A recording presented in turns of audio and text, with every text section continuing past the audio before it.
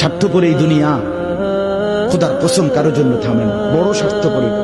হ্যাঁ, যেদিন বাপের জানাজা পড়ে, যেদিন বাপের লাশ কবরে দাফন করে, সেদিনও বংশধর সন্তান ছেলে মেয়ে ঘন্টাখানিক 2-4 ঘন্টা কাইন্দা কাটটা হইল, রাতের বেলা ঠিকই ভাত খায়।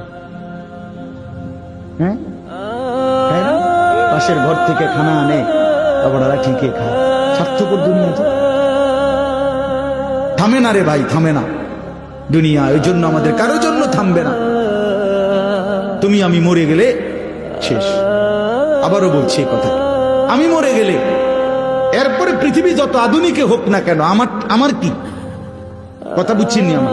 আমি মরার পরে যদি সবার ঘর স্বর্ণের বাড়ি হয়ে যায় তো আমার লাভ হইল কি? আমার মৃত্যুর পরে যদি সব মানুষ আধুনিক হইয়া সাঁদের দেশেও জায়গা, আমার ফায়দা কি? আমি তো নাই, আমি তো মরে গেলাম। যে কবরে চলে গেল সে কি আর ফিরে আসবে? আল্লাহ আমাদেরকে বুঝ দান করেন।